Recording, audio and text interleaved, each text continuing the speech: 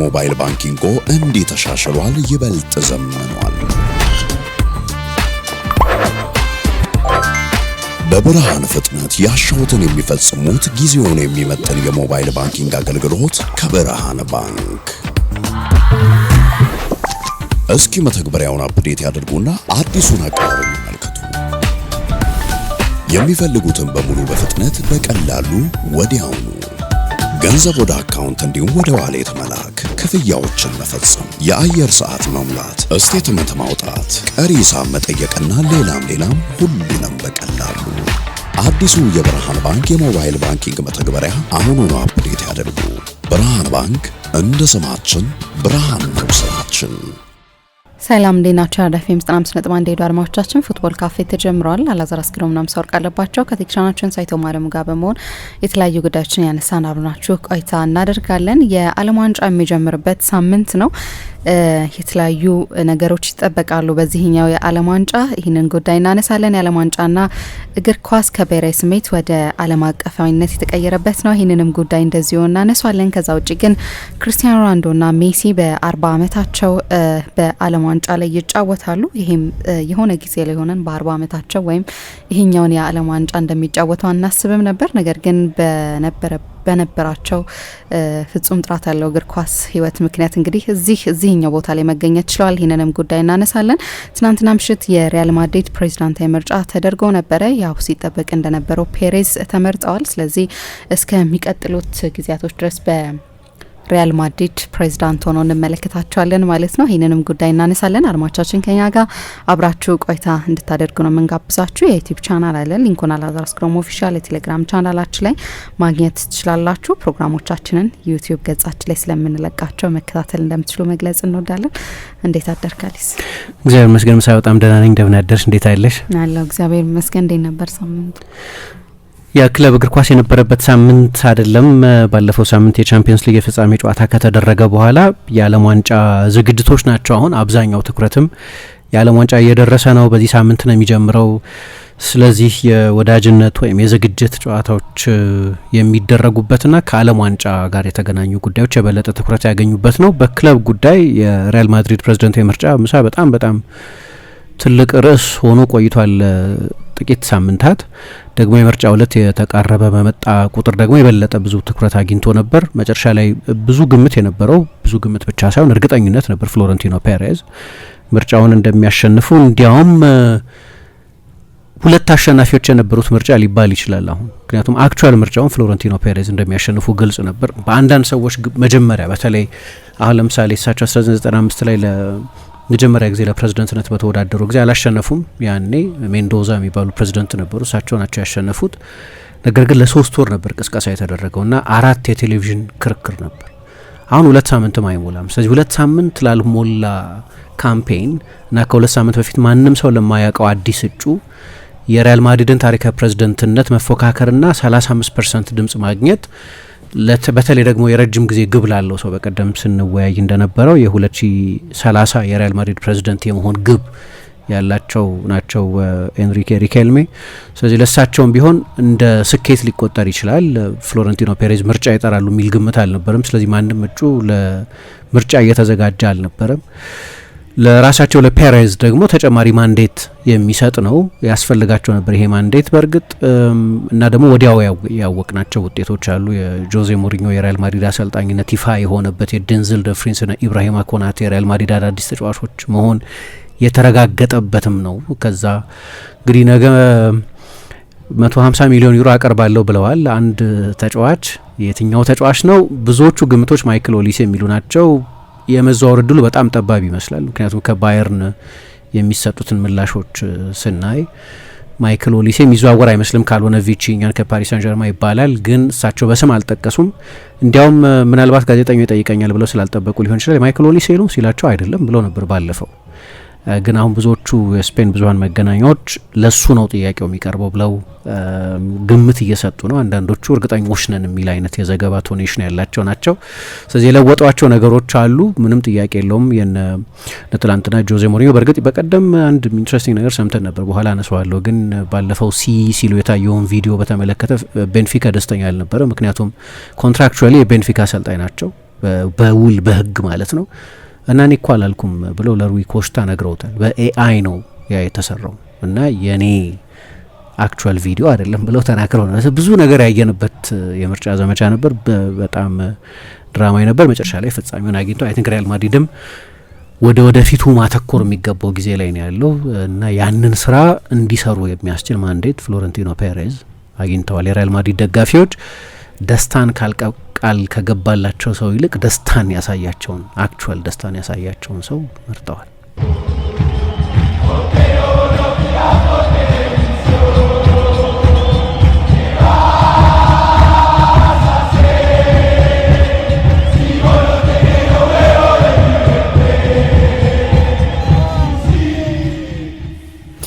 ተመልሰናል። አድማጮቻችን አለፌም 95.1 ላይ ትገኛላችሁ። ፉትቦል ካፌ ነው ፕሮግራሙ። የዓለም ዋንጫን ጉዳይ እንመልከት። በዚህ ሳምንት ይጀምራል ይሄኛው የዓለም ዋንጫ። ያው በጣም በትልቅ ትኩረት የሚጠበቅና ደግሞ አዳዲስ ነገሮችን የምንመለከትበትም የዓለም ዋንጫ ነው የሚሆነው። እናንሳው ይሄንን ጉዳይ የዓለም ዋንጫ ከብሔራዊ ስሜትነት ወደ ዓለም አቀፋዊነት የተቀየረበትም ነውና እንመልከት ይሄን ጉዳይ።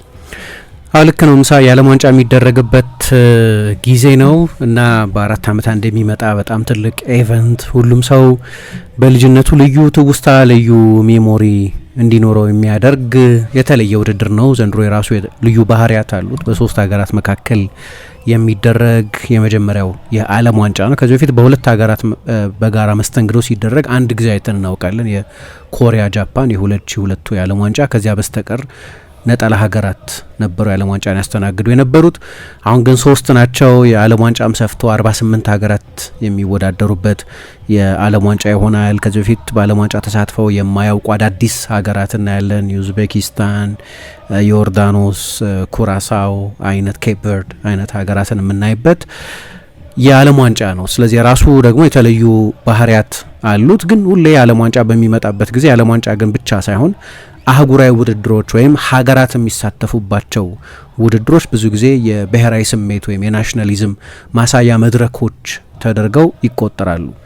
ናሽናሊዝም እንደ ጽንሰ ሀሳብ ኔሽን ስቴትስ የሚባሉት ወይም ሀገራት ለበርካታ ክፍለ ዘመናት የኖሩ ቢሆንም ግን የበለጠ ቁም ነገር መሆን የጀመረው ባለፉት 200 ዓመታት ነው። ከዛ በፊት ነበሩ ሀገራት ለምሳሌ ፈረንሳይ አሁን በምናውቃት ጂኦግራፊና መልክ ከአልሳስና ሎሬን ወደ ጀርመን ሄዶ መመለስ በስተቀር በአብዛኛው ለ500 ዓመት እንዲሁ አይነት መልክ ነበራት እና ለብዙ ክፍለ ዘመናትም የቆየ የሰንደቅ ዓላማ ቀለማትም የነበሯት ናት። ነገር ግን ሰዎች የበለጠ ሎካል ነበሩ። ከ200 ዓመት በፊት ለምሳሌ ምን ይባላል? ብዙ ፈረንሳውያን ፈረንሳይ ይናገሩ። አሁን የምናውቀው ፈረንሳይኛ ያለ አይደለም፣ እሱን አይናገሩም ነበር። እዛው አካባቢያቸው ላይ ያለ የሎካል ዳያሌክት አለ።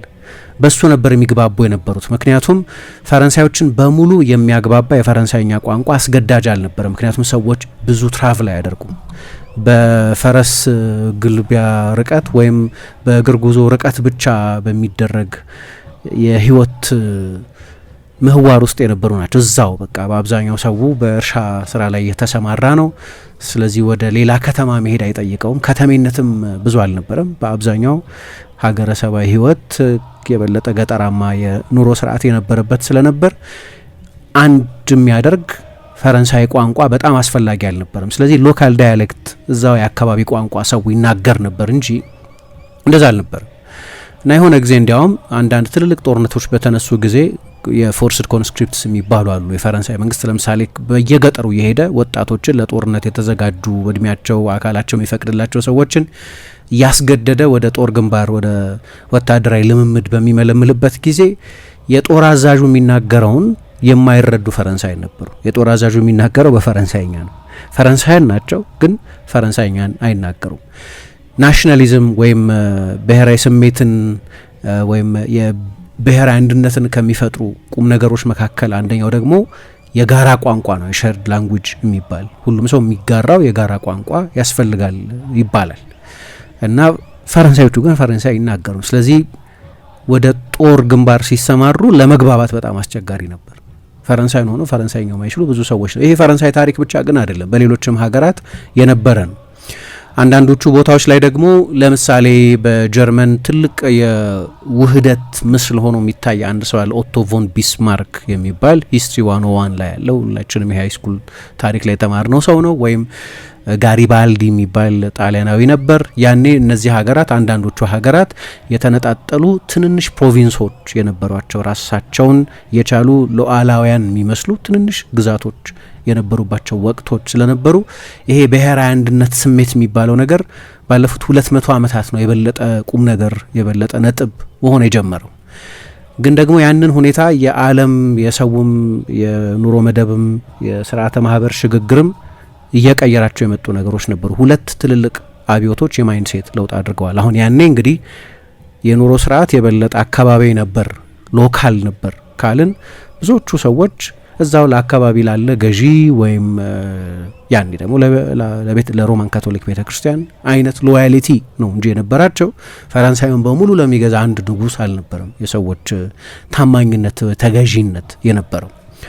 በተለይ ግን ሰዎች የሚሉት የኢንዱስትሪ አብዮት በተለይ ከተነሳ በኋላ የፈረንሳይ አብዮትም ሉዊ 16ኛ የሚባለው ንጉስ ከተፈነገለ በኋላ በእርግጥ ለውጦች መጥተዋል። ግን በአብዛኛው እሱ የኤሊቲስት ለውጥ የሚባል እዛው ፓሪስ አካባቢ ያሉ ኤሊቶች የተማሩ ሰዎች ንቅናቄ ተደርጎ የሚቆጠር ነው እና ግን በተለይ ደግሞ የኢንዱስትሪ አብዮት ግን ያኔ ሰዎችን ከእርሻ እያረሱ ከመኖር የበለጠ ኢንዱስትሪያል ወደ ሆነ ህይወት ወደ ፋብሪካ ሰራተኝነት ነው የቀየራቸው። ስለዚህ ጉዞ ይጀመራል ማለት ነው። አሁን እርሻ ላይ የተመሰረተ የኑሮ ስርዓት በሚሆንበት ጊዜ እርሻው ያለው ማሳው ያለው እዛው ስለሆነ ሰዎች ወንዝ መሻገር አያስፈልጋቸውም።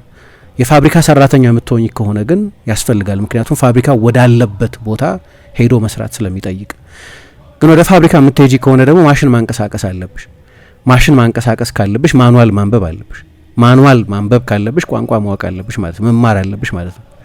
ግን ደግሞ ወደ ሌላ ቦታ ስትሄጂ ደግሞ ያ ሎካል ዳያሌክት ብቻ በቂ አይደለም። በአካባቢሽ የምትናገሪው ቋንቋ ብቻ በቂ አይደለም። ስለዚህ ሰዎች የሚጋሩት የቋንቋ መጠን እየሰፋ ይመጣል ማለት ነው። ፈረንሳይኛን የሚናገር ፈረንሳይ ከፍ እያለ በቁጥር እየበዛ ይመጣል ማለት ነው። ያ ደግሞ አሁን ኔሽን ሁድ የሚባለው ኔሽን ስቴት የሚባለውን አሁን በምናውቀው ቅርጽ ፈረንሳይነት የሆነ ነገር ማለት መሆን ጀመረ። አሁን ፈረንሳይ ስሜት ሊኖር አይችልም በፊት፣ ምክንያቱም ሰው በጣም ሎካል አካባቢያዊ ስለነበር ለአካባቢው ነው ግድ ይለው የነበረው። ታማኝነቱም አሌጀንስ የሚባለውም በዛው በአካባቢው ላለ ሰው ነው። ከዛ ግን ባለፉት 200 ዓመታት እየተቀየሩ የመጡ ነገሮች ነበሩ። ለምሳሌ ከአንድ ቦታ ወደ ሌላ ቦታ መጓዝ መቅለል ጀመረ። መኪኖች ተፈጠሩ፣ ባቡር ተሰራ፣ አውሮፕላን ተሰራ። ስለዚህ ከአንድ ቦታ ወደ ሌላ ቦታ መሄድ በፊት አይቻልም ነበር። ለምሳሌ ከአንድ የፈረንሳይ ጫፍ የሀገሪቱ ጫፍ ወደ ሌላኛው የፈረንሳይ ጫፍ፣ ወይ ከአንድ የእንግሊዝ ጫፍ ወደ ሌላኛው የእንግሊዝ ጫፍ፣ ወይ ከአንድ የኢትዮጵያ ጫፍ ወደ ሌላኛው የኢትዮጵያ ጫፍ መሄድ የማይቻልበት ወይም ወራት የሚፈጅበት ጊዜ ነበር። ጉዞ ቀላል አልነበር። በእግር በፈረስ በእንስሳት ነበር ጉዞ ይደረግ የነበረው። ግን ባለፉት 200 ዓመታት የሞድ ኦፍ ትራንስፖርቴሽን ሚንስ ኦፍ ትራንስፖርቴሽን የሚባለው የመጓጓዣ አዳዲስ ፈጠራዎች መፈጠር ሰዎች ከአንድ ቦታ ወደ ሌላ ቦታ የሚጓጓዙበትን ሁኔታ የበለጠ ማቅለል ጀመረ። ስለዚህ የበለጠ አገራቸውን ኤክስፕሎር ማድረግ፣ ወደዛ ቦታ ሲሄዱ ደግሞ ለስራም ለምንም ሲሄዱ የግድ የጋራ የሆነ ቋንቋ መልመድ ያስፈልግ ስለነበር ያ ብሔራዊ ስሜት መፈጠር ጀመረ። ከዛ ደግሞ ሚዲያም መጣ፣ ጋዜጦች መጡ። ስለዚህ ጋዜጣ ማንበብ ትፈልጋለች፣ እሱን ለማድረግ ደግሞ የጋራ የሆነውን ቋንቋ ማወቅ ያስፈልጋል እንደዚህ። ከዛ ደግሞ የትምህርት ስርዓትም የበለጠ መዘመን በሚጀምርበት ጊዜ በተለይ የታሪክ መጽሐፍትና የዜግነት ትምህርት የሚያስተምሩ የትምህርት አይነቶች እንደዚህ አይነት ካሪኩለም መቀረጽ ከጀመረ በኋላ ደግሞ በነዛ መጽሐፍት ላይ የሀገሪቱን የጋራ ታሪክ ወይም ሼርድ ሂስትሪ የሚባለውን የበለጠ አጉልቶ መጽሐፍ እና እንደዛ የሆነ ብሔራዊ ማንነት መገንባት ጀመረ እና ያኔ ደግሞ ብሔራዊ ማንነትን በተሟላ ሁኔታ የሚያብራራው ጦርነት ነበር። በጣም ብዙ የጦርነት ዓመታት ነበሩ። አሁን ለምሳሌ በዓለም ላይ ብዙ ጦርነት አይደረግበትም የሚባለው ቦታ አውሮፓ ነው። ግን በአውሮፓ ምሳሌ ከ1400 እስከ ሁለቱ የዓለም ጦርነት ማብቂያ እስከ 1945 ድረስ ለ500 ለ600 ዓመታት በአማካይ በአውሮፓ ብቻ፣ አሁን ስለ እግር ኳስ ላነሳ ነው፣ የእግር ኳስ ኤፒሴንተርም አውሮፓ ነው። ግን በአውሮፓ ብቻ በየአመቱ በአማካይ 2 ጦርነቶች ይደረጉ ነበር። አሁን የዩክሬን ሩሲያ ጦርነት እስኪነሳ ድረስ 2014 ላይ የነበረው ጦርነት እስኪነሳ ድረስ በሀገራት መካከል የተደረገን ጦርነት ስፔሲፊክ ማለት ነው በሀገራት መካከል አንድ ሀገር ከሌላ ሀገር ጋር የሚደረግን ጦርነት እንጂ የእርስ በርስ ጦርነት ማለት አይደለም። ምክንያቱም ብዙ የእርስ በርስ ጦርነቶች ነበሩ። ግን ዋናው የብሔራዊ ስሜት ማሳያ መግለጫ ተደርጎ የሚቆጠረው ጦርነት ነው። ለምሳሌ እና ከ1945 እስከ 2008 ድረስ ሩሲያ ጆርጂያን እስክትወር ድረስ ግን በተለይ ደግሞ እሱ ደግሞ ያው ወረራ እንበለው ግን እስከ ክሪሚያ ልትወር ወደ ዩክሬን እስከመጣችበት ጊዜ ድረስ ከ1945 እስከ 2014 ድረስ አንድም ጦርነት አልነበረም በሀገራት መካከል።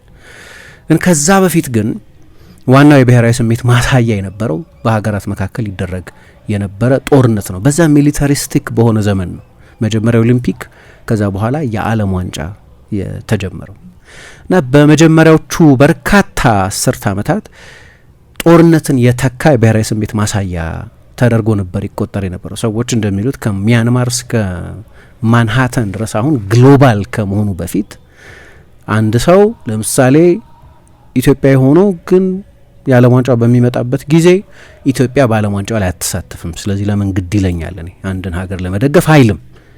በሆነ ምክንያት የሚወደው ብሔራዊ ቡድን አለ እና ወይ የአርጀንቲና ደጋፊ ሊሆን ይችላል፣ ወይ እንግሊዝ ደጋፊ ሊሆን ይችላል፣ የፈረንሳይ ደጋፊ ሊሆን ይችላል፣ የሆላንድ ወይ የፖርቱጋል ወይ የስፔን የአንዱ ትልቅ ሀገር ደጋፊ ሊሆን ይችላል። አሁን እኛ ልጅ በነበርንበት ጊዜ እንደ አፍሪካ ናሽናሊዝም ይቆጠር የዓለም ዋንጫ በሚመጣበት ጊዜ የአፍሪካ ብሔራዊ ቡድኖች ነበር የምንደግፈው። የአፍሪካ ናሽናሊዝም የጥቁር ናሽናሊዝም ብላክ ናሽናሊዝም ተብሎ ሊጠቀስ ይችል ይሆናል። ግን ያኔ የነበረን ሎያልቲ ብራዚልን የሚደግፍ ሰው ብዙ ሰው ነበር፣ ሆላንድን የሚደግፍ ብዙ ሰው ነበር፣ ሌሎች ብሔራዊ ቡድኖችም ጣሊያንን የሚደግፉ ሰዎች ነበሩ። ግን መጀመሪያ ቅድሚያ የምንሰጠው በቆዳ ቀለም ከኛ ለሚመስሉ ብሔራዊ ቡድኖች ለናይጄሪያ፣ ለካሜሮን፣ ለእንደዚህ አይነት ለሴኔጋል ለእንደዚህ አይነት ብሔራዊ ቡድኖች ድጋፍ ነበር። ግን የዓለም ዋንጫ 1930 ላይ ከተፈጠረ በኋላ የዓለም ዋንጫን ብሔራዊ ስሜት የመቀስቀስ ኃይል ለመጀመሪያ ጊዜ የተጠቀመው ሰው ቤኒቶ ሙሶሊኒ ነው። እነሱ ደግሞ ናሽናሊስቶች ብቻ አይደሉም፣ አልትራ ናሽናሊስቶች ናቸው። ከራር የሆነ ሾቨኒስቲክ የሚባል አሁን አንድ ሰው ስለ ራሱ ጥሩ ስሜት ቢሰማው ስለ ራሱ ሀገር፣ ስለ ራሱ ባህል፣ ስለ ራሱ ቋንቋ ጥሩ ስሜት ቢሰማው አንድም ነውር የለበትም። ግን ያኛው የፋሺዝም ወይ ናዚዝም አይነቱ ችግር እኛ የበላይነን የሚል የሱፔሪዮሪቲ ባህሪ ያለው በመሆኑ ምክንያት ነው ችግር የነበረው እና በኋላም በጣም መራር የሆነ ብዙ ሚሊዮኖች የተፈጁበት ጦርነት እንዲነሳ ምክንያት የሆኑ እና ቤኒቶ ሙሶሊኒ የእግር ኳስን ኃይል ያኔ እንግዲህ በኋላ ሁለቱ የዓለም ጦርነት ይመጣል። እሱ ደግሞ ከየትኛውም ጦርነት የበለጠ በጣም ብዙ ሰው ያለቀበት ነው። ግን ከዛ በፊት ነው እንግዲህ የዓለም ዋንጫ የተጀመረው 1930 ላይ። የዓለም ዋንጫ የፍጥረቱ ዓላማ እነ ዡል ሬሜ ሌሎቹም ሰዎች የዓለም ዋንጫን በፈጠሩበት ጊዜ ዓላማው የነበረው ሶሊዳሪቲን መፍጠር፣ ዓለም አቀፋዊ ትብብርን መፍጠር፣ ወንድማማችነትን መፍጠር ቢሆንም ግን ሰዎች ቶሎ ትዊስት ማድረግ ጀምረው ነበር እና ሙሶሊኒ 1934ና 1938 ሁለቱን የዓለም ዋንጫዎች ያሸነፈችው ጣሊያን ነበረች እና እነዛ ሁለት የዓለም ዋንጫ ጣሊያን ያሸነፈችባቸው የዓለም ዋንጫዎችን ልክ በፊት በጦርነት ታላቅ ሀገር መሆንሽን ለማሳየት ትሞክሪ ከሆን የዓለም ዋንጫ ደግሞ ሌላ ታላቅነትን የማሳያ የዓለም ዋንጫ ነው ስሙ ራሱ። የዓለም ሀገራት ሁሉም ይወዳደሩበት አልነበረም። የመጀመሪያዎቹ በርካታ የዓለም ዋንጫዎች የአውሮፓ ሀገራትና የላቲን አሜሪካ ሀገራት የተወዳደሩባቸው የዓለም ዋንጫዎች ናቸው። የአፍሪካ ሀገራት የዓለም ዋንጫ ላይ ለመጀመሪያ ጊዜ ለመሳተፍ 3 አስርት ዓመታት ገደማ አስፈልጓቸዋል። ብዙዎቹ የአፍሪካ ሀገራትም በአውሮፓ ሀገራት የቅኝ ግዛት ስር የነበሩ ናቸው። የእስያ ሀገራትም በተመሳሳይ በሌሎችም የዓለም አህጉራት ውስጥ ላሉ ሀገራትም ተመሳሳይ ነው። ስለዚህ የዓለም ዋንጫ ላይ ልትሳተፊ አትችም፣ ግን በመጠሪያ ደረጃ ቢያንስ የዓለም ዋንጫ ነው። ስለዚህ የዓለም ዋንጫን ካሸነፍሽ ልክ በአንዳንድ የቦክስ ውድድሮች ላይ ጥቁር ከጀርመን ጋር ከነጭ ጀርመን ጋር ሲወዳደር የአሪያን ሬስ ብልጫን ለማሳያ የአሪያን ሰዎች የአሪያን ዝርያ የአሪያን የበላይነን ማለት የሚፈልጉ ሰዎች የበላይነት ማሳያ ሱፐር ሂውመን መሆናቸውን ለማሳየት ይጠቀሙበት እንደነበር ጣሊያኖቹም ያንን ለመጠቀም ይፈልጉ ነበር እና 1934ና 38 ላይ እነዛ የዓለም ዋንጫዎች ንጹህ አይደሉም የሚባሉት ለዚህ ነው። 1936 ላይ የበርሊን ኦሊምፒክ ላይ እግር ኳስ ተደርጎ ነበር እና አንድ ናዚ ከፍተኛ ባለስልጣን አልበርት ፎርስተር የሚባል ፖላንድ ውስጥ ያገለገለ በኋላ በጣም ብዙ ሰዎች በነዛ የማጎሪያ ካምፖች ውስጥ በኦሽዊትስ ባለቁ ጊዜ ቀላል የማይባል ድርሻ የነበረው ሰው ተጋብዞ ሄዶ ነበር ውድድሩ ላይ ለመሳተፍ እና ስለዛ ታሪክ ሲጽፍ በዛ ውድድር ላይ ሂትለር ብቸኛው ያየው የእግር ኳስ ጨዋታ ያኛው የእግር ኳስ ጨዋታ ነው ይባላል። ከኖርዌይ ጋር ነው ጨዋታቸው የነበረው እና የራሱ ሜሞዋር ላይ ሲጽፍ ምን ይላል? ዳያሪው ላይ ፉረር ነው የሚሉት እንግዲህ ሂትለርን እና ራሱን ለመቆጣጠር ሁሉ ቸግሮት ነበር፣ በጣም ኤክሳይትድ ሆኖ ነበር ይላል። መጨረሻ ላይ ጀርመን 2-0 ተሸነፈች እና መሸነፍን ሊቀበል አይችልም እሱ ደግሞ ከሰው ዘር ሁሉ የበለጥነን ብሎ የሚያምን ከናሽናሊዝም በላይ ሌላ ከፍ ያለ ደረጃ ያለው ነው እና እስከ መጀመሪያዎቹ 3-4 የዓለም ዋንጫዎች ድረስ የዓለም ዋንጫ የናሽናሊዝም ዋና ስሜት መግለጫ ነበር። ጦርነትን እየተካ መጣ ማለት ነው። የጦርነት ቁጥር በየጊዜው እየቀነሰ ስለመጣ ያው የጦርነቶች ሁሉ ጦርነት 1939 ላይ ቢነሳም ከዛ ጀርመን ተሸነፈች ያንን የዓለም ጦርነት ከብዙ ጉዳት በኋላ። አሁን አንድ ኮሜዲ እያየው ነበረ ሰሞኑን ትሬቨር ኖዋን የታወቀ ደቡብ አፍሪካዊ የስታንድ አፕ ኮሜዲያን እና ለረጅም ጊዜ ደግሞ የዴይሊ ሾው የሚባለውን ሆስት ሲያደርግ የቆየ በጣም አስደናቂ ቦርን አ ክራይም የሚል መጽሐፍ ያለው ነው እንደሚታወቀው። እና እሱ ወደ ጀርመን ሄጄ ነበር አለ ቅርብ ጊዜ እና ጀርመኖቹን ከራሳቸው ጋር የታረቁበትን መንገድ በተመለከተ ሲገልጽ አሁን እናንተ ከመፈጠራችሁ በፊት ነው እነዛ ግፎች የተፈጸሙት። ስለዚህ ማንም ሰው በናዚ ለተፈጸመ ግፍ ኃላፊነት ሊወስድ አይገባውም፣ ምክንያቱም አልነበራችሁም ያን ጊዜ። እንደዛ ነው የሚሏቸው። ግን ይጠነቀቃሉ ያ እንዳይደገም፣ ያ የጀርመን ጨለማ ጥቁር ታሪክ እንዳይደገም በምንድነው አይኮኖግራፊዎቻቸው በየከተሞቻቸው በሚያስቀምጧቸው ሐውልቶች ይሁን በሚያኖሯቸው ጽሁፎች ይሁን ወይ የሀገር ምልክት ተደርገው በሚቆጠሩት ምልክቶች ላይ በሙሉ የሚያደርጉት ጥንቃቄ በጣም ከፍተኛ ነው። አሁን ጀርመን ከዓለም ትልልቅ ኢኮኖሚዎች መካከል አንደኛው ነው። ከዓለም ጃይንቶች መካከል አንደኛው ነው በድጋሚ። ግን የመጀመሪያዎቹ 10 ዓመታት እንደዛ አልነበሩ። ወኔ የሚሰል ነበር የመጀመሪያዎቹ ዓመታት ሁኔታ። አንደኛ ሁለቱንም ጦርነቶች ነው የተሸነፉት። 1914 ላይ ጀምረውን 1918 የተጠናቀቀ የመጀመሪያ የዓለም ጦርነትም ላይ ተሸንፈዋል። ግን ከመሸነፋቸው በላይ በአንዳንድ ስምምነቶች ላይ ለሁለተኛው የዓለም ጦርነት መነሳት እርሾ የሆኑ ስምምነቶች ነበሩ። የቨርሳይልስ ስምምነት የሚባለውን ጨምሮ ማለት ነው። ከ1945ም በኋላ እንደዚሁ የጀርመን መሸነፍ በጣም ከባድ የሞራል ስብራት ፈጥሮ ነበር እና ደግሞ ወደ ጀርመንም ተሰነጠቀች። ሁለት ሀገር ሆነች፣ ምዕራብና ምስራቅ ጀርመን ተባለች እና ቢያንስ ለ10 ዓመታት ጀርመናውያን ሀፍረት የሚሰማቸው አንገታቸውን የሰበሩ እና ምንም እንኳን እነዛ ተራው የጀርመን ዜጋ ለተፈጸመው አይሁዶችም ላይ ይሁን በጠቅላላው ከ50 እስከ 80 ሚሊዮን ሰው ለሞተበት ሁለተኛው ዓለም ጦርነት ኃላፊነት በቀጥታ ባይወስድም ግን ጀርመን በነበራት አስተዋጽኦ ምክንያት እና ከዛ በኋላ በጦርነቱ በደረሰ ውድመት ምክንያትና ዓለምን ጀርመንን በሚያይበት አይን ምክንያት ሀፍረት ነበር። ጀርመናዊ መሆን የሚያኮራ አልነበርም። ለረጅም ጊዜ በፍጹም የሚያኮራ አልነበርም። ያኔ የተቀየረው 1954 ላይ በዓለም ዋንጫው ምክንያት ሰዎች የእግር ኳስን ዋጋ አሳንሰው ማየት ሲጀምሩ እነዚህ አይነት ታሪኮችን አላነበቡም ማለት ነው እላለሁ። ምክንያቱም ጀርመናዊነት ኢዝ ቢከም አ ቲንግ ከዛ በኋላ የሚያሳፍር የሚያሸማቅቅ ቀና ማያስብል መሆኑ ያበቃው 1954 ላይ ነው። እንደ ቅርብ ጊዜ ስለ አዲዳስ እያነበብኩ ነበር። ልክ የጀርመን ኤፍኤ ከአዲዳስ ጋር ያለውን የ70 ዓመት የስራ ግንኙነት አቁሞ ከናይኪ ጋር በተፈራረመ ጊዜ ብዙ ጀርመናውያን ሀዘን ነበራቸው። ምክንያቱም የአዲዳስ ባለቤት የነበሩት ሰው ከአሰልጣኙ አጠገብ ነበር ይቀመጡ የነበሩትና ያንን የባትል ኦፍ በርን የሚባለውን 1954 ላይ ከሃንጋሪ ጋር የተደረገውን ጭቃማ በሆነ የስዊዘርላንድ የበርን ከተማ ጨዋታ ያሸነፍ ነው በአዲዳስ ምክንያት ነው። ከዛ በኋላ ነው ጀርመናዊ መሆን የሚያኮራው። ስለዚህ ከአዲዳስ ጋር ያለን ግንኙነት ትራንዛክሽናል ብቻ መሆን ያለበት አይደል። እግር ኳስና አዲዳስ ናቸው ጀርመናዊ መሆንን የሚያኮራ ያደረጉት ይላሉ። እና በዛ ጊዜ ለረጅም ጊዜ እንግዲህ ጀርመን ብሔራዊ መዝሙሯንም ቀየረች፣ ብዙ ነገር ነው የቀየረችው። ከዛ በኋላ አሁን ከዛ ዘመን ጋር አብሮ ተያይዞ የሚዘመር አንድ መዝሙር ነበር። ድሮም የነበረ ረጅም ጊዜ የቆየ ብሔራዊ መዝሙር ነው፣ ግን በተለይ በናዚ ዘመን ኃይለኛ ናሽናሊዝም የነበረበት ዘመን ስለነበርና መዝሙሩም ራሱ ዱሽለን ዙበራል የሚባለው ጀርመን ታላቋ ጀርመን ከሁሉ የምትበልጥ የሚል ሱፔሪዮሪቲ አለው። ይሄ ነው ጤነኛ ያልሆነው የናሽናሊዝም አይነት እና በኋላ መዝሙራቸውን ቀየሩ፣ ግን ዜማው አልተቀየረም፣ ሬንዲሽኑ አልተቀየረም፣ ዜማው ራሱ ነው። እና ጀርመናውያን ያንን መዝሙር ፈርተው ለመዘመር ፈርተው ነበር ለ10 ዓመት የቆዩት። ምክንያቱም በርሊን የተያዘችው 1944 ላይ ነው፣ ጦርነቱ ያለቀው 1945 ነው። የዓለም ዋንጫ የተደረገው 1954 ላይ ነው። የጀርመን ያሸነፈችው የመጀመሪያው የዓለም ዋንጫ ማለት ነው። እና ለመጀመሪያ ጊዜ ያ የተነወረ ቢሆንም ጤነኛ ያልሆነ ብሔራዊ ስሜት የሚታይበት መዝሙር ነው እና ለደረሰው ግፍም ለዛ ሁሉ አይነት ሲስተማቲክ ለሆነ ግፍም የሰው ልጅ አእምሮውን ለክፋት የተጠቀመበት የመጨረሻው የክፋት ጥግ ነው የሚባለው። የማጎሪያ ካምፖች አይሁዶቹን ሲስተማቲክሊ 6 ሚሊዮን አይሁዳውያንን ዲስሜምበር ያደረጉበት ያጠፉበት በጣም የሚዘገንን ታሪክ ነው መቼስ።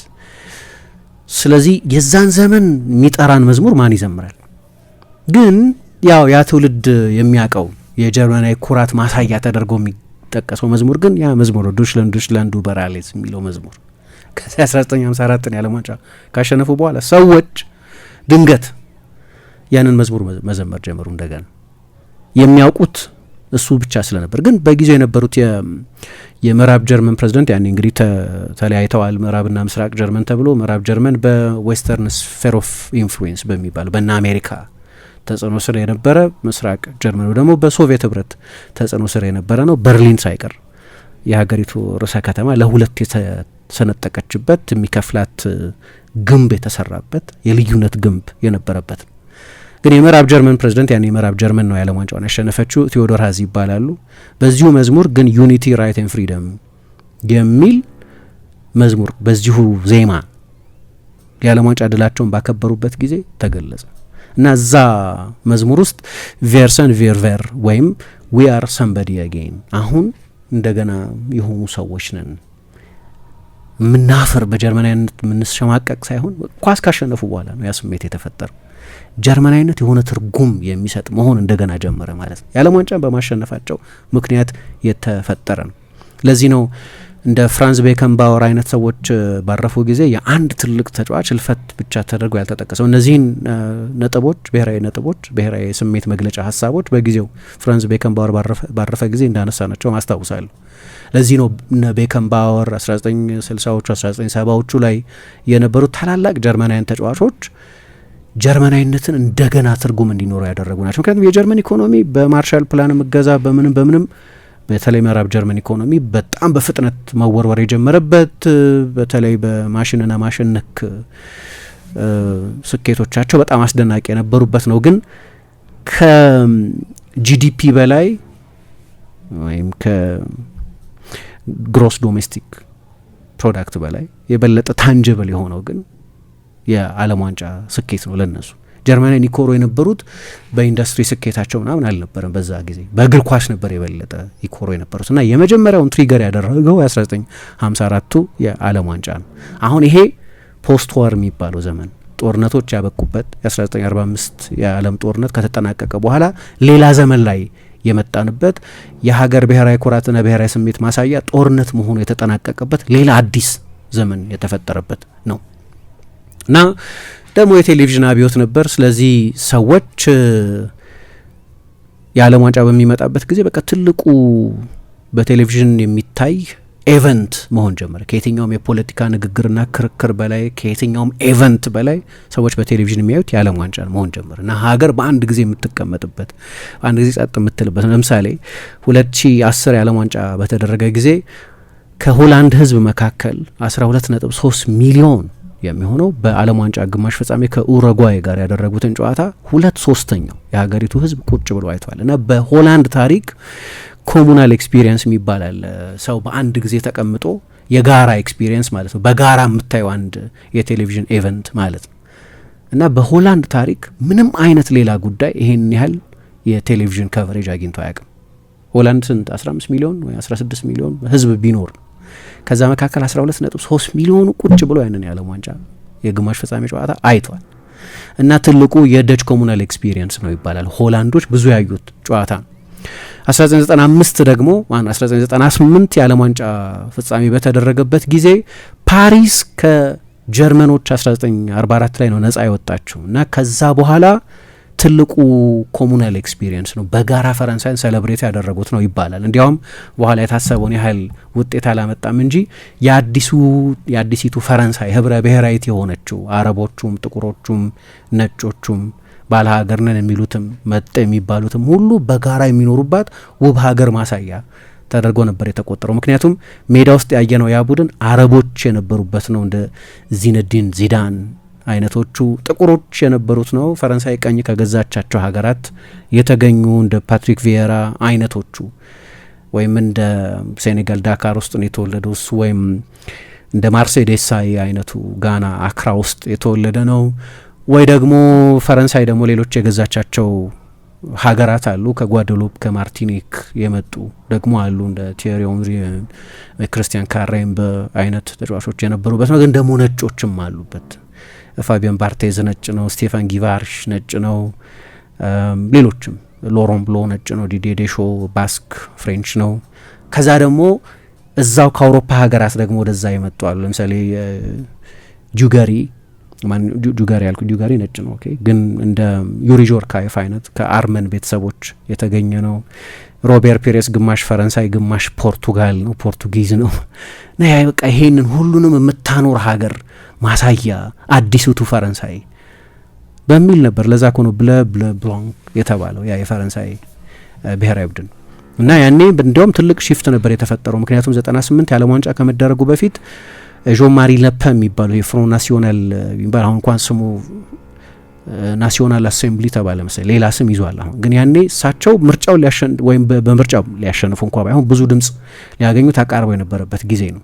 ግን ፈረንሳይን እንደገና የሰራት የዓለም ዋንጫ ነው ይባላል። ምንም እንኳ የረጅም ጊዜ ባይቆይም እና ከ2 ዓመት በኋላ ባያሸንፉም ዣክ ሺራክ ነበሩ ያኔ የፈረንሳይ ፕሬዚደንት የነበሩት። ግን ያ ፍሬንች ናሽናሊዝም የሚባል ነጭ ብሔረተኝነት ልባዩ ስደተኛ ጠል የሆነውን ብሔረተኝነት አይነት እንደገና ሰብከው የሆነ አይነት ፐርሰንት ድምጽ አግኝተው ነበር። ግን ሀገርን እንዴት እንደሚሰራ እግር ኳስ የሚያሳይ ነው። ፈረንሳዮች ስለ ራሳቸው የሚያዩበትን አስተያየት ቢያንስ ለተወሰነ ጊዜ ቀይሮት ነበር። ጀርመኖቹ ጀርመናዊነት ለካ እንደገና የሚያኮራ ነገር ነው። ጀርመናዊ መሆን ጀርመናዊ ዜግነት የሚያሸማቅቅ አይደለም። በበደላቸው ምክንያት ማፈር ያቆሙት 1954 ላይ ነው። አሁንም ድረስ ለምሳሌ ምንድነው ሆሎኮስት ዲናይል ይባላል። አንድ ጀርመናዊ መጥቶ ሆሎኮስት አልተፈጸመም ቢል ወንጀል ነው፣ ማድረግ አትችልም። እንደዛ ነገር አልተፈጠረም ማለት አይቻልም። በህግ የተከለከለ ነው። ጀርመን የሚኖር ሰው የበለጠ ሊናገር ይችላል። ግን ሆሎኮስት ዲናይል የሚባል ነገር በህግ የሚያስጠይቅ ነው። ለምሳሌ አሁን ያ የዛሬ 70 ዓመት ነው የተፈጠረው አልተፈጠረም ብሎ ቢል ይገባኛል። ሰሚ ያሉ ያንን አይነት 1930ዎቹ 1933 34 35 አካባቢ የነበረ አይነት ቶኔሽን ኦልተርኔቲቭ ፎር ዶችላንድ የሚባል ራይት ዊንግ የፖለቲካ ፓርቲ አለ። የዛ የፖለቲካ ፓርቲ ሰዎች በሚናገሩበት ጊዜ ያ የሁለቱ የዓለም ጦርነት ከመነሳት በፊት የነበረ ድምጸት አለ አሁን በአየሩ ላይ ፖለቲካ ድባቡ እንደዛ ነው የሚሉ ሰዎች ታያለሽ አንዳንድ ጊዜ የምርጫ ዘመቻዎች በሚደረጉበት ጊዜ። ግን ጀርመን ከዛ ጥቁር ታሪክ ጋር በጣም ትልቅ የልዩነት ድልድይ ነው የፈጠረው። ሰዎች አቮይድ ልታደርጊው አትችይም አዶልፍ ሂትለርን ምናምን። ግን አሁን ያልኩት የኮሜዲ ሾው ላይ ኔትፍሊክስ ላይ ያለ አንደኛው እርግጠኛ አይደለም የዚህ ሾው ርዕሱ ግን አስታወሰኝ አንዳንዱ ነገር። ግን ደግሞ በዛ በጦርነቱ ምክንያት ጦርነት ጠላት ያስፈልገዋል አይደል? ናሽናሊዝም ጠላት ያስፈልገዋል ብዙ ጊዜ እና ተወዳድረሽ ነው ብሔራዊ ኩራትሽን የምታሳየው። ጀርመን ከጠላትነት ግን አላመለጠም እና እንዲያውም በቃ ውብ ቡድኖችን የሚገድል ጨካኝ ተደርጎ ይታይ ነበር። 1954 ላይ ለምሳሌ ያንን ፌመስ የሃንጋሪን ቡድን አሸንፈው ነው በባትል ኦፍ በርን የዓለም ዋንጫውን ያሸነፉት። 1982 ላይ ያንን የሚሼል ፕላቲኒን ውብ ቡድን እሱ ደግሞ አሮል ሹማኸር የሚባለው ግብ ጠባቂ ፓትሪክ ባቲስቶ የሚባለውን የፈረንሳይ ተከላካይ በካራቴ መጥቶ እዛው ሜዳ ውስጥ በጣም ነው የተረፈው፣ ሊገድለው ነበር እና በዛ ምክንያትም በቃ ውብ ቡድኖችን የሚገድል እየተባለ የሚጠራ ልክ በጦርነቱ ጊዜ እንደነበር ጀርመኖች እያሉ አውሮፓዎቹ ጀርመን ላይ ሁልጊዜም የአንታጎኒስቲክ የሆነ የጥላቻ ስሜት ነበራቸው። 1974 ላይ ደግሞ ያንን ውብ የነ ክራይፍን ቡድን ያሸነፈ። ስለዚህ እየተከተለ የአውሮፓ ውብ ሮማንቲክ ቡድኖችን የሚገድል የተባለ ይጠራ ነው። የሚጫወቱት በጀርመን ኤፊሽንሲ ነው፣ ለስታይል ብዙ የሚጨነቅ ቡድን ስላልነበር እና ደግሞ ምናልባት የጦርነቱ ውርስ ሊሆን ይችላል። ለምሳሌ ልጅ እያለን ጭምር ማስታውሰው እኔ በ98 የዓለም ዋንጫ ላይ በጣም የመጀመሪያ ትልቅ ያየሁት ውድድር እሱ ነው። ግን ከዛ በኋላም እስከ ቅርብ ጊዜ ድረስ ምናልባት ከዛሬ 15 ዓመት ድረስ የጀርመን ሁሊጋኖችና የእንግሊዝ ሁሊጋኖች በሆኑ ከተሞች በተገናኙ ቁጥር ጀርመንና እንግሊዝ ባይጫወቱም ድብድብ ነበር ሁልጊዜ። በጣም መራር በቃ የሆነ ደም መፋሰስ ያለበት አይነት ማለት ነው። እና አሁን የጀርመን የእንግሊዝ ብዙ ጊዜ የሚሾፍባቸው መዝሙር አለ ፍሪ ላይንስም ይሉታል፣ ግን ፉትቦል ኢዝ ካሚንግ ሆም ይሉታል። ያ መዝሙር ሁሉ ዋናው ዓላማው ከጀርመን ጋር በሚደረጉ ጨዋታዎች ላይ የበላይነት የማሳየት ናፍቆት የሚታይባቸው ናቸው። የፈረንሳይም ትልቁ የእግር ኳስ ትራውማ የሚባለው ያ ቅድም የጠቀስኩት 1982ቱ ውድድር ነው። የጦርነቱ ውርስ ነው እሱ። እንዲያውም አንድ ዦርጅ ደኮ የሚባል ፈረንሳይ ኮሜንታተር 1982ቱን ያንን ቅድም የጠቀስኩትን የዓለም ዋንጫ የግማሽ ፍጻሜ ጨዋታ ኮሜንቴት ያደረገው ሰው ነው። አሮል ሹማኸር ወይም ቶኒ ሹማኸር ሄዶ ፓትሪክ ባቲስቶን ልክ እንደዛ በሚዘገንን ሁኔታ ከመታው በኋላ በካራቴ መታው። በቃ በትረፍ ሁሉ ተአምር ነው።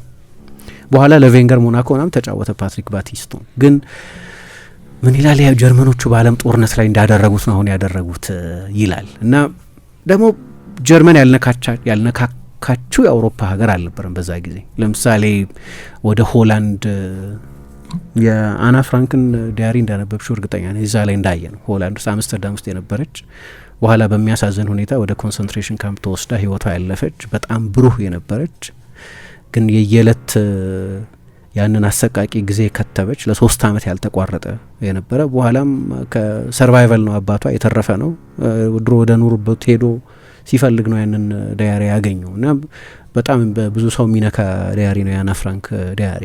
ያ የነበረው ሆላንድ ውስጥ ነው። ስለዚህ በሆላንዱ በኩል ቁስል ነበር።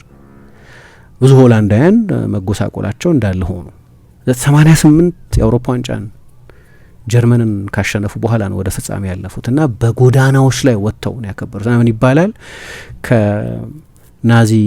የናዚ ምንድነው ቁጥጥር ካበቃበት ጊዜ ጀምሮ እንደዛ በጎዳና ላይ ሰው ወጥቶ ሴሌብሬት ያደረገው ድል የለም ይባላል። ስለዚህ ጀርመን ሁሌ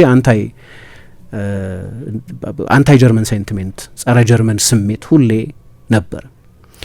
እና ልክ በፊልም አንታጎኒዝም እና ፕሮታጎኒዝም ይባላል። ጠላትና ምናምን እንላለን በፊልም ስናየር ይሄ ጠላቱ ነው ይባል ነበር በልጅነት። ልክ እንደዛ አይነት ጀርመን እንደዛ አይነት ነበረች። ውብ ሀገራት ውብ ቡድኖችን የምትገድል ተደርጋ ትቆጠር ነበር። እና ለረጅም ጊዜ የዓለም ዋንጫ በሚመጣበት ጊዜ ሀገራት ውድድር በሚመጣበት ጊዜ የእግር ኳስ ጨዋታ ብቻ አልነበረም፣ ብሔራዊ ስሜት ማሳያ ነበር። ጦርነትን የተካ ማለት ነው። እና እነዛ እግር ኳስ ተጫዋቾች ብቻ አልነበሩም። የዓለም ዋንጫ ሲመጣ በጣም ብዙ ልዩ ስሜት የሚንጸባረቅ ያ ቀርቷል እያልኩ አይደለም፣ ሌላ መልክ ይዟል እያልኩ ነው። ምን አይነት መልክ አየዋለሁ። ግን ለምሳሌ ላቲን አሜሪካም ውስጥ ነበር። እንግዲህ ላቲን አሜሪካን ማንሳት የሚያስፈልገው ቅድም እንዳነሳሁት እስያ እና አፍሪካ በዓለም ዋንጫ ላይ የሚጠቀስ ተሳትፎ እስኪኖራቸው ረጅም ዓመታት አስፈልገው ነበር። ስለዚህ የመጀመሪያዎቹ ጥቂት ብቻ በርካታ የዓለም ዋንጫዎች የሁለት አህጉራት የዓለም ዋንጫዎች ናቸው። ለነገሩ አሁን የዓለም ዋንጫ መደረግ ከጀመረበት ጊዜ ደግሞ ከሁለቱ አህጉራት ውጭ ከሁለቱ አህጉራት ውጭ የዓለም ዋንጫን አሸንፎ የሚያውቅ የለም። ከአፍሪካ የለም፣ ከእስያ የለም፣ ከኦሺኒያ የለም፣ ከምን የለም። ከሁለቱ አህጉራት ብቻ ነው የዓለም ዋንጫ ያሸነፉ ሀገራት የተገኙት። ስለዚህ የመጀመሪያዎቹ የዓለም ዋንጫዎች በተለይ በተሳትፎም በኩል የላቲንና የአውሮፓ ሀገራት ብቻ የሚሳተፉበት ነበር። ግን እዛም የብሔራዊ ስሜት መግለጫ ነበር። ጦርነትን የተካ የብሔራዊ ስሜት መግለጫ፣ ናሽናሊዝም ማሳያ፣ ብሔራዊ ኩራት መግለጫ ነው የነበረው። ለምሳሌ ለአርጀንቲናዎቹ በተለይ ማለት ነው። እንደሚታወቀው አርጀንቲና በቀኝ የተገዛችው ለበርካታ 10 ዓመታት በስፔን ነው። ለዛ ነው ስፓኒሽ የሚናገሩት። ግን እንግሊዝ ደግሞ እንደ ኢንፎርማል ኢምፓየር አይነት ነገር ነበራት። ምክንያቱም የአርጀንቲናን ኢኮኖሚ ሰርገው ገብተው የሚቆጣጠሩት እንግሊዞቹ ነበሩ። ኤክስፖርት የሚደረገውን ምርት ለምሳሌ የታወቀ ነው የአርጀንቲና ስጋ። ግን ያንን ንግድ የተቆጣጠሩት ወይም የሀገሪቱን የኢኮኖሚ ስር የተቆጣጠሩት እንግሊዞቹ ነበሩ። የባቡር መንገዱን የሚቆጣጠሩት እነሱ ናቸው። የሬልዌይም የሰሩት እነሱ በመሆናቸው ምክንያት። ስለዚህ አርጀንቲናዎቹ በቀኝ የመገዛት ስሜት ነበራቸው በእንግሊዝ። ልክ እንደ ስፔን አይነት ክላሲክ የቀኝ ገዢና ተገዢ ግንኙነት ባይሆንም ግን የሀገሪቱን የኢኮኖሚ ምሰሶች በሙሉ ተቆጣጥረው ነው የኖሩት። ስለዚህ ያ አይነት ሪዘንትመንት ወይ መከፋት ነበር እና ያንን ስሜት ማሸነፍ የጀመሩት በእግር ኳስ ነው። 1953 ላይ ተጫወቱ አርጀንቲናና እንግሊዝ የወዳጅነት ጨዋታ የነበረው እና አንድ አርጀንቲና ፖለቲከኛ ምን አሉ፣ መጀመሪያ አሁን የባቡር መንገዳችንን ናሽናላይዝ አድርገናል፣ ወርሰናል። አሁን ደግሞ እግር ኳስን ናሽናላይዝ አድርገናል፣ ወርሰናል አሉ።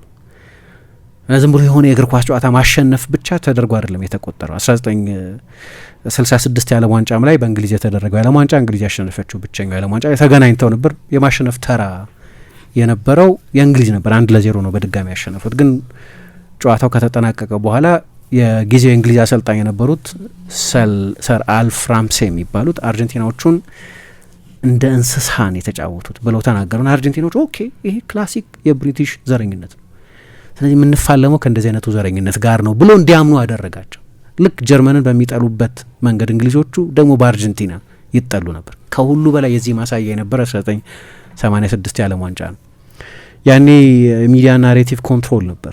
የአርጀንቲና ሚሊተሪ መንግስት እነሱ ማልቪናስ የሚሉትን እንግሊዞቹ ፎክላንድ ብለው የሚጠሩትን ደሴት ያንን ጦርነት በተመለከተ የሚዲያ ቁጥጥር ሞኖፖሊ ስለነበር እና ሌላ ዓለም ላይ ዓለም አቀፍ ሚዲያ መስማት ማትችበት የአርጀንቲና ሚሊተሪ ሁንታ ሀገሪቱን ይመራ የነበረበት ወቅት ስለነበር አርጀንቲናዎቹ አያውቁም ጦርነቱን መሸነፋቸው። ምክንያቱም አሁን ያኔ ዝውውር እንዳሁኑ ዓለም አቀፍ አልነበረም። አንድ አርጀንቲና ተጫዋች ወደ ስፔን ወደ እንግሊዝ ሄዶ የሚጫወትበት እድል በጣም ውስን ነበር። የኢንፎርሜሽን ፍሎም የኢንተርኔት ዘመን አይደለም፣ የምን ዘመን አይደለም። ስለዚህ እንደ ልብ አማራጭ የዜና ምንጮች የምትሰሚበት አልነበረም። ስለዚህ የሚዲያ ትርክት ቁጥጥር ነበር የአርጀንቲና መንግስት። ወደ 82ቱ የዓለም ዋንጫ ሲሄዱ ግን የሄዱት ወደ ስፔን። የ82ቱ የዓለም ዋንጫ የተደረገው ስፔን ውስጥ ነው። ስፔን ስትሄጂ ግን በሚሰሙት ቋንቋ ስፓኒሽ፣ ግን ሌላ ሚዲያ መስማት ጀመሩ እና ድንገት ሲሰሙ ለካ ብዙ ህጻናት ወጣቶች ተገድለዋል፣ አርጀንቲናን ወጣቶች እዛ በእንግሊዞቹ እና ልባቸው በጣም ያዘነበት ጊዜ ነው ይባላል። ለመጀመሪያ ጊዜም ሀገራቸው እንደተሸነፈች ያወቁበት ነው። የብሔራዊ ውርደት ስሜት እንዲሰማቸው የሆነበት ነው። ስለዚህ ከዛ ቁስል ጋር ነው 86 የዓለም ዋንጫ ላይ የተገናኙት እና ማራዶና በሱ ባዮግራፊ ላይ ሲናገር የሆነ የእግር ኳስ ቡድንን እንዳሸነፍን አልነበረም እነሱን ካሸነፍናቸው በኋላ ይላል። 86 ሩብ ፍጻሜ ላይ የተገናኙት እነዚያን ሁለት ዝነኛ ጎሎች ያስቆጠረበት አንደኛው በእጁ አንደኛው ደግሞ በዓለም ዋንጫ ታሪክ የተቆጠረ የምንጊዜም ውብ የሚባለው 6-7 ተጫዋቾች አልፎ ያስቆጠረውን ጎል ማለት። ስለዛ ጨዋታ ሲተርክ ግን የሆነ የእግር ኳስ ቡድን ሳይሆን የሆነ ሀገርን እንደማሸነፍ የሚመስል ነው። ምክንያቱም ከጨዋታው በፊት ምንም ከማልቪናስ ጦርነት ጋር ወይም በእንግሊዞቹ አጠራር ከፎክላንድ ጦርነት ጋር የሚያገናኘው ነገር የለም ብንልም ብዙ አርጀንቲናዊ ልጆችን እንደ ትንንሽ አእዋፋት እንደገደሉብን እናውቅ ነበር። ላይክ ሊትል በርድስ ነው የሚለው መጽሐፉ ላይ እንደገደሉብን እናውቅ ነበር። ስለዚህ ለእኛ ያንን የጦርነት ሽንፈት ያንን የእነሱን የጦርነት ግፍ የምንበቀልበት ነበር። ስለዚህ አዎ ለይምሰል ይሄ ኳስ ጨዋታ ነው የሰላም መድረክ ነው ምናምን አልን፣ ግን በልባችን ያበቃል ነበር ይላል። ስለዚህ በእጁ ያቺን ጎል ካስቆጠረ በኋላ የእሱ ባዮግራፊ እኮ የእግዚአብሔር እጅ ሃንድ ኦፍ ጋድ የሚባለው ለዚህ ነው። አርጀንቲናዎቹም ይገባኛል አሁን ሜሲ ያንን ትልቅ ስፍራ መጋራት ጀምሯል ከማራዶና ጋር፣ ግን አሁንም ድረስ ማራዶናን ማንም አይደርስበትም የሚሉት በኳስ ተጫዋችነቱ ብቻ አይደለም። አሁን ለሁለቱ ብታወዳደራቸው የሜሲ የግልም የቡድንም ስኬት ከማራዶና በብዙ እጥፍ የበለጠ ነው። ግን በአርጀንቲናን በኩል የሚወክለው ስሜት ግን የኳስ ተጫዋችነት ስሜት ብቻ አይደለም። የሆነ ጦርነት የመራላቸው ጀነራል አድርገው ነው የሚቆጥሩት። በምን ምክንያት? በእግር ኳስ ምክንያት። የእግር ኳስን ኃይል የዓለም ዋንጫን ውድድር ኃይል ነው የተጠቀሙበት እና ላቲኖቹም እንደዚህ አይነት ስሜት ነበራቸው፣ በተለይ አርጀንቲናዎቹ ማለት ነው። ከዛ ግን ግሎባል መሆን ጀመረ፣ ዓለም አቀፍ መምሰል ጀመረ። ምክንያቱም ባለፉት 35-36 ዓመታት እኛ አሁን እኔ አንቺ ከኛ ቀደምም ያለ ትውልድ በዛ መካከልም ያለ ሁሉ ዓለም የሆነ ትልቅ የጥፋት ነጥብ ውስጥ እያለፈች ባለችበት ጊዜ ነው እየኖርን ያለ ነው። 1990 ላይ የበርሊን ግንብ ፈረሰ እና ጀርመን ተዋሃደች። በዛው በቅርብ ዓመታት በ1980ዎቹ መጨረሻ 1990ዎቹ መጀመሪያ አካባቢ ትልልቅ የኢኮኖሚ ዩኒፊኬሽን የተደረገባቸው ይሄ አሁን ለምሳሌ ብሔራዊነትን ከሚያሳዩ መግለጫዎች መካከል አንደኛው ናሽናል ከረንሲ ለምሳሌ ብር የኢትዮጵያ ነው፣ ብር የኢትዮጵያ ነው፣ ዶላር የአሜሪካ ነው፣ የን የጃፓን ነው፣ ዩዋን የቻይና ነው። በቃ የአንድ ሀገር መታወቂያ ነው ራሱ ከረንሲ አይደል? አንድ ናሽናሊስቲክ ስሜት ማሳያ ነው ወይም መወከያ ነው፣ ሲምቦል የሀገሪቱ የመገበያያ ገንዘብ። አሁን በአውሮፓ ቀረ ይሄ። ወይም የዩሮዞን አባላት በሚባሉ 20 ምናምን ሀገራት ኮመን ከረንሲ አለ። የፈረንሳይ ፍራንክ እንትን እየተባለ ቀረ እና የበርሊን ግንብ መፍረስ ያፈረሰው ድንበር አለ። የኢኮኖሚ የጋራ ማህበረሰብ መፈጠሩ የለወጠው የከረንሲ ህግ አለ።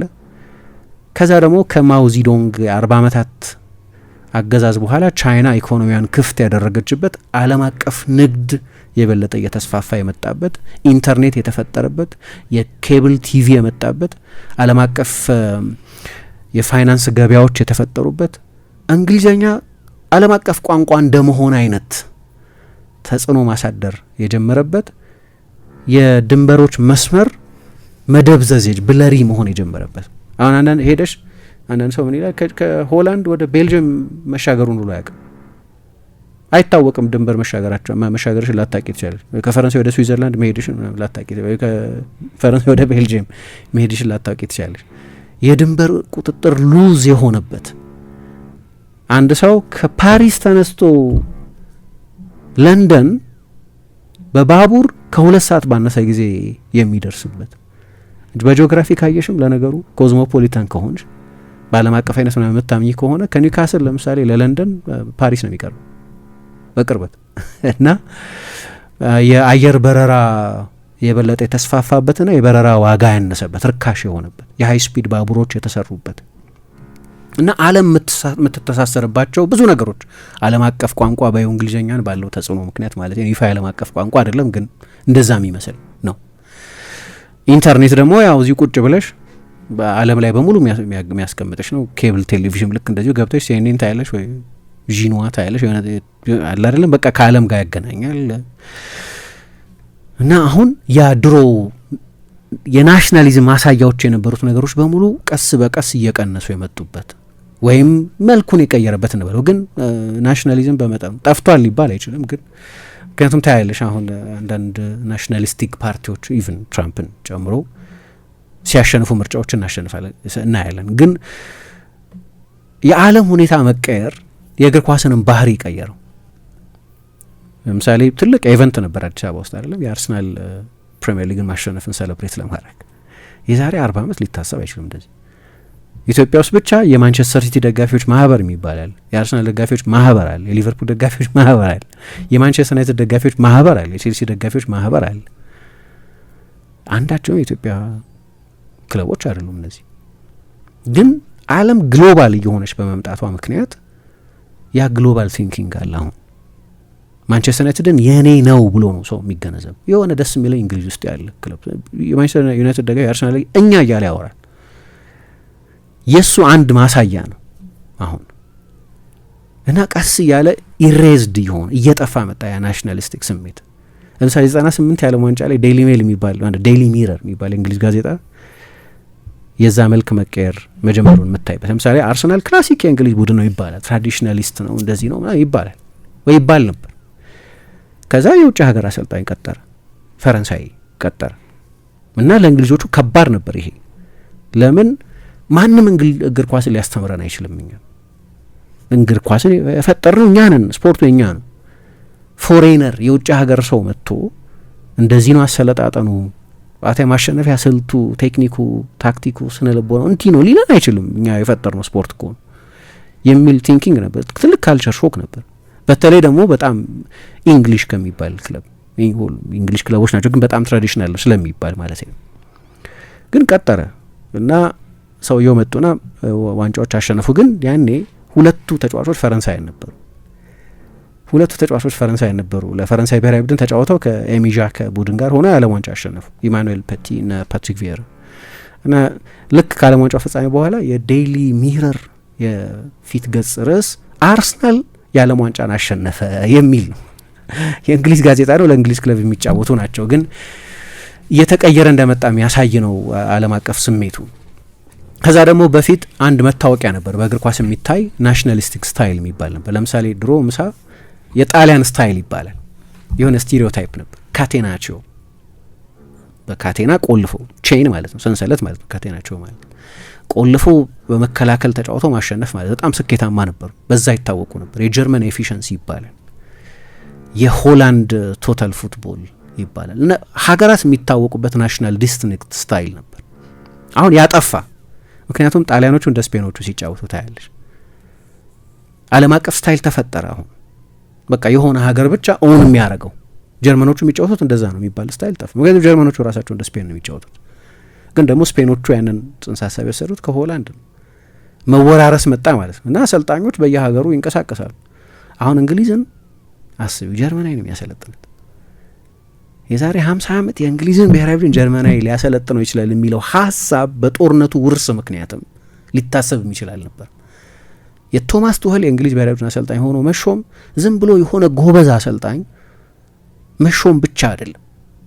አሁን አዲሲቱን ዓለም የሚነግ ግሎባላይዝድ የሆነችውን የእውቀት ውርርስን የምትቀበለውንና በዛ ከራር በሆነ ብሔራዊ ስሜት ምክንያት እንዴት እኛን ጀርመናዊ መጥቶ ያሰለጥነናል የሚል አይነት ስሜት ሊኖር አይችልም። ጀርመናዊ መሆናቸው በተለይ ሲምቦሊክ ነው። እና ድሮ የብራዚል አጫወት የሚባል ነበር። የእነሱ ስታይል ጆጋ ቦኒቶ ምናምን የሚሉት በሳምባ ሪትም የሚደረጋቸው። ብራዚል እንደ አውሮፓ ነው የምትጫወተው። ምክንያቱም ብራዚል ውስጥ ያሉ ተጫዋቾች በሙሉ አውሮፓውያን ናቸው። አውሮፓውያን ናቸው ስል ብራዚላውያን ናቸው ይገባኛል። ግን የትምህርት ኤጁኬሽን ናቸው። ትምህርታቸው ግን ለሪያል ማድሪድ ነው የሚጫወቱት፣ ለባርሰሎና ነው የሚጫወቱት፣ ለማንቸስተር ዩናይትድ ነው የሚጫወቱት፣ ለአርሰናል ነው የሚጫወቱት፣ ለፔዤ ነው የሚጫወቱት። እነዚህ ሁሉ የአውሮፓ ክለቦች ናቸው። በአውሮፓውያን አሰልጣኞች የሚሰለጥኑ ናቸው። ስለዚህ የሚጫወቱት እንደ አውሮፓ ነው። ስለ ጆጋ ቦኒቶ መጥፋት ስንናገር አንዱ ያነሳ ነው እሱ ነው። ናሽናል ስታይል የስፔን ስታይል የሚባል ነገር እየጠፋ መጣ። የበለጠ ግሎባል መሆን ጀመረ። እንዲያውም ሳይመን ኩፐር አንድ ሌክቸሩ ላይ ምን ይላል? አሁን እንዲያውም ያለው የናሽናሊዝም አይነት የካርኒቫል ናሽናሊዝም ነው ይላል። 2006 የዓለም ዋንጫ ላይ ሄድኩ ይላል። እናም ሳይ ኦፍኮርስ እያንዳንዱ የራሱን ሀገር ብሔራዊ ቡድን መለያ ለብሷል። ዴንማርኩ የዴንማርኩን ይለብሳል፣ ጀርመኒ የጀርመኒ፣ ፖርቱጋል የፖርቱጋሉን ይለብሳል ምናምን። ግን አንድ ላይ የሆነ ባህር ውስጥ ቁጭ ብሎ ያያለዋል። እና ከውጤቱ ይልቅ የሀገሩ መሸነፍና ማሸነፍን ከውርደት ጋር ከሂሚሊዬሽን ጋር ከማየት ይልቅ በቃ ሼርድ ኤክስፒሪየንስ ይሄዳል። በቃ የዓለም ዋንጫን መካፈል ራሱ ፈን ነው። እንደ ድሮ የህይወትና የሞት ጉዳይ ተደርጎ አይታየም። የዓለም ዋንጫን ማሸነፍ ቅድም እንዳልኩት አይነት ጀርመኖቹ ጀርመናዊነታችንን እንደገና መልሰን ያገኘንበት ነው ምናምን የሚሉበት አይነት መሆኑ አበቃ እና አሁን የበለጠ ዓለም አቀፋዊ መልክ መያዝ ጀመረ። እና እንዲያውም ለምሳሌ የማንቸስተር ዩናይትድ ደጋፊ የሆነ ሰው እንዲያውም ለእንግሊዝ ብሔራዊ ቡድን የሚጫወት የማንቸስተር ዩናይትድ ተጫዋች አለ። ግን እንደው እንበል አንድም ተጫዋች አልተመረጠም። እና የክለብ ሎያሊቲ እንዲያውም ከብሔራዊ ቡድን ሎያሊቲ እየበለጠ ስለመጣ ጋሪ ኔቭል ለእኔ ለእንግሊዝ ብሔራዊ ቡድን ከመጫወት ለማንቸስተር ዩናይትድ መጫወት የበለጠ ስሜት ይሰጠኛል ይላል። እንግሊዛዊ ነው ግን እሱ በአንዳንድ ሀገራት ይህንን መናገር እንደ ነውር ሊቆጠር ይችላል። ኔቭል ግን ይለዋል ለማንቸስተር ዩናይትድ መጫወት ኢት ሚንስ ሞር ይላል። ለምሳሌ ብሩኖ የፖርቱጋል ብሔራዊ ቡድን ተጫዋች ነው እና ከማንቸስተር ዩናይትድ አንድም ተጫዋች ለእንግሊዝ ብሔራዊ ቡድን አልተመረጠም ብለን እናስብ እና ብዙ ማንቸስተር ዩናይትድ ደጋፊ እንግሊዛውያኑን ጭምር ማለት ነው ብሩኖን በጣም ስለሚወዱት የብሩኖ ሱፐር ስታር ስለሆነ ለፖርቱጋል የበለጠ ያደላ ድጋፍ ሊኖራቸው ይችላል ይሆናል ደግሞ እንደዛ አንዳንድ ጊዜ። ምክንያቱም ያ ናሽናሊስቲክ ስሜት የዛሬ 150-30 ዓመት ኢቨን በፊት የነበረው አይነት ስሜት አይደለም አሁን። ምክንያቱም እግር ኳስ ሌላ አይነት መልክ የበለጠ ኢንተርናሽናል የበለጠ ዓለም አቀፋዊ መሆን ጀምሯል እና ሰዎች ይደግፋሉ የሆነ ብሔራዊ ቡድን የነሱ ባይሆንም ማለት ነው። ያ ብሔራዊ ስሜት እንዴት ሌላ ቡድን ደግፋለሁ ምናምን የሚልበት ዘመን አብቅቷል። ግሎባል የመሆኑ ማሳያ ነው። የኮዝሞፖሊታኒዝም ማሳያ ነው። ያው አንዳንድ ሰዎችን ቅድም የጠቀስኩትን ሩትለስ ኮዝሞፖሊታን ሲሏቸዋል እንደ ሳይመን ኩፐር አይነቶችን ሰው ለምን ሩትለስ ይሉታል? እሱ ይኸውልሽ በዩጋንዳ ከደቡብ አፍሪካን አይሁዳውያን ቤተሰቦች ነው የተወለደው። ከዛ ወደ እንግሊዝ ሄደ፣ ጥቂት ዓመታት እዛ ኖረ። ከዛ ወደ ሆላንድ ሄደ። አሁን በፓሪስ ነው የሚኖር፣ በፈረንሳይ አሜሪካም ተምሯል። እና የሆነ ሀገር ዜጋ ልታደርጊ አትችይም ማለት የሆነ በሆነ ነገር ልትጠነፍሪው ልታስሪው አትችይም። ለዛ አንዳንድ ናሽናሊስቶች ይሄ ሩትለስ ኮዝሞፖሊታን ስር የሌለው ኮዝሞፖሊታን ይሉታል። ዩጋንዳ ውስጥ የተወለደ አይሁዳዊ ግን በሆላንድ የኖረ የሆላንድ ብሔራዊ ቡድንን የሚደግፍ በእንግሊዝም የተማረ የኦክስፎርድ ተማሪ እኮ ነው የነበረው። ከአንዳንድ የእንግሊዝ ትልልቅ ፖለቲከኞች ጋር ሳይቀር አብሮ ተምሯል። አሜሪካም ተምሯል። አሁን በፓሪስ ነው የሚኖረው። እንደሱ አይነት ኢንተርናሽናል ሰው የለም። ለዛ ነው እሱ አሁን ከ1990 ጀምሮ የዓለም ዋንጫ 10 የዓለም ዋንጫ ያህል ዘንድሮ ወደ አሜሪካ ስለሚሄድ።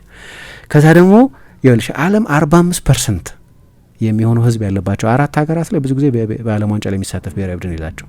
ቻይና፣ ህንድ፣ ኢንዶኔዥያ ሶስቱ 40% ገደማ ይሆናል።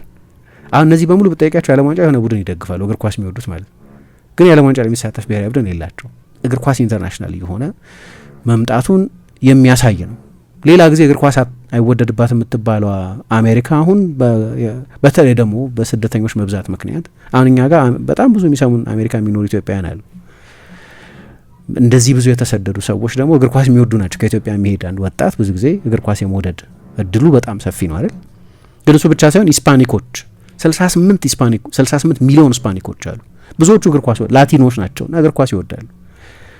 ቀላል አይደለም እኮ 68% በጣም ትልቅ ቁጥር ነው። ኢስፓኒኮቹን ብቻ ሌሎቹን ከአፍሪካ የተሰደዱትን ከሌሎች ቦታዎች የተሰደዱትን ሰዎች ብንቶ ኤጁኬትድ ኤሊትስ ደግሞ የሚባሉ አሉ። አሁን የአሜሪካ የስፖርት ሞዴል ኮፒ የሚደረግ አናሊሲሳቸው በጣም ለየት ያለ ነው እና በዛ ምክንያት እንዲያውም ከአውሮፓውያን ተንታኞች የበለጠ ከፍ ያለ የትንተና እውቀት ያላቸው ናቸው ይባላል። ስለዚህ እንደ ድሮ ናሽናል መሆኑ አብቅተዋል፣ ግሎባል እየሆነ ነው። ከዛ ውጪ እንግዲህ የክለብ ባለቤትነትም ጉዳይ አሁን የብሔራዊ ቡድን ስብስብ እንግዲህ አሁን ድሮ ጀርመን በቃ ክላሲክ የጀርመን ማሳያ ነው ስል ነጭ ጀርመኖች ናቸው። ግን አሁን ጀርመን ውስጥ ቱርካዊ ታያለሽ። ቅርብ ጊዜ ሜሶት ኦዚል ይጫወት ነበር፣ ኢልካይ ጉንዶዋን ይጫወት ነበር። እንዲህ አይነት ተጫዋቾች ወይ ፖላንዳውያን እንደ ሉካስ ፖዶልስኪ አይነት ፖላንዳውያን ወይም ቲምቦሮስኪ አይነት ተጫዋቾች ታያለሽ። አረቦች አይተናል በቅርብ ጊዜ እንደ ሳሚ ኬዲራ አይነት ተጫዋቾች ወይም የአፍሪካ የዘር ሀረግ ያላቸው እንደ ሌሮይ ዛኔ አይነት ተጫዋቾች እናያለን። አሁን ዝግ ነበር። ጣሊያን ለምሳሌ አልፎ አልፎም ቢሆን ጥቁር ተጫዋቾች ታያለሽ። እንግሊዝና ሆላንድን ወይም ፈረንሳይን መጥቀስ አያስፈልገኝም፣ ጥቁሮች የሚበዙባቸው ናቸው እንዲያውም ጭራሽ እና እየቀረ መጥቷል። አሁን የስፔን ኮከብ ማን ነው? ላሚን ያማል ነው። ላሚን ያማል እናቱ ከኢኳቶሪያል ጊኒ አባቱ ከሞሮኮ ናቸው። አሁንም በጣም ኃይለኛ ዘረኝነት አለ ይባላል አይደለም በእግር ኳስ ውስጥ ስፔን ውስጥ እንደምናየው፣ ግን እንደዛ አይደለም። እዚህ ዓለም ዋንጫ ላይ ምሳ 99 ፈረንሳይ ውስጥ የተወለዱ ተጫዋቾች ይወዳደራሉ። 99 የተወለዱት ፈረንሳይ ውስጥ ነው። የሚጫወቱት ግን ለፈረንሳይ ብቻ አይደለም፣ ብዙ ለአፍሪካ ሀገራት የሚጫወቱ ተጫዋቾች ታያለሽ ምናምን። ብለር ይሆኗል አሁን በቃ ድንበር። ግን በክለብ እግር ኳስም ቢሆን የእንግሊዝ ትልልቆቹ ክለቦች ለምሳሌ ማንቸስተር ሲቲ ጥቂት እንግሊዛውያን ተጫዋቾች ነው ያሉት። አረብ ናቸው ባለቤቱ፣ የአቡዳቢ ሰው ናቸው ሼህ ማንሱር የሚባሉት። የኒውካስል ባለቤቶች የሳውዲ ሰዎች ናቸው። የፓሪስ ሳን ጀርማ ሰዎች የካታር ባለቤቶች ናቸው። ካታር ሰዎች ናቸው የፓሪስ ሳን ጀርማ ባለቤት የሆኑት። የአሜሪካ ሰዎች ናቸው የሊቨርፑል፣ የአርሰናል፣ የማንቸስተር ዩናይትድ ባለቤቶች እና የቼልሲ ባለቤቶች። የክለብ ኦነርሺፕ መልክም ተቀይሯል። አሁን ኳስ ተጫዋቾቹም ጭምር እንደ ድሮ ናሽናሊስቶች አይደሉም። ክርስቲያኖ እና ሜሲ አርጀንቲና ውስጥና ፖርቱጋል ውስጥ ከኖሩት የበለጠ በሌሎች ሀገራት ነው የኖሩት። ኢንተርናሽናሎች ናቸው እነሱ ራሳቸው። 18 ዓመቱ ነው ክርስቲያኖ ከፖርቱጋል የወጣውና ወደ እንግሊዝ የመጣው። አሁን 40 ዓመቱ ነው። ስለዚህ 22 ዓመት ከፖርቱጋል ውጭ ነው የኖረው። የበለጠ ኢንተርናሽናል ነው። እንግሊዝ ውስጥ 2 ጊዜ ተመላልሶ ተጫውቷል። ስፔን ውስጥ ተጫውቷል። ጣሊያን ውስጥ ተጫውቷል። አሁን ሳኡዲ አረቢያ ውስጥ ነው የተጫወተ ያለው። ሊዮኔል ሜሲ በ13 ዓመቱ ነው ከአርጀንቲና የወጣው። 39 ዓመት የሆነዋል ሰኔ ላይ። እሱ ደግሞ 26 ዓመት ከአርጀንቲና ውጭ ነው የኖረው። ኢንተርናሽናሎች ናቸው ብዙዎቹ። በልጅነታቸው ነው የሚወጡት። እንደንትንም የሆነ ሀገር ዜግነት የሆነ ሀገር ፓስፖርት አላቸው እንጂ የበለጠ ኮዝሞፖሊታኖች ናቸው። ስለዚህ ያ ሁሉ ነገር ያን ናሽናሊስቲክ ስሜት እያጠፋ የበለጠ ግሎባሊስት ወደ መሆን ዓለም አቀፋዊ መልክ ወደ መያዝ ተሸጋግሯል። ግን የዓለም ዋንጫ በፊት በሚደርስበት ጊዜ እንደዚህ የናሽናሊስት ስሜት ማንጸባረቂያ ተደርጎ ነበር የሚታየው። በጣም ሰፊ ነው ያወራ ነው። አመሰግናለሁ። እንቀጥላለን። አድማጮቻችን ያው ኢሹ ሰፋ ያለ ነው።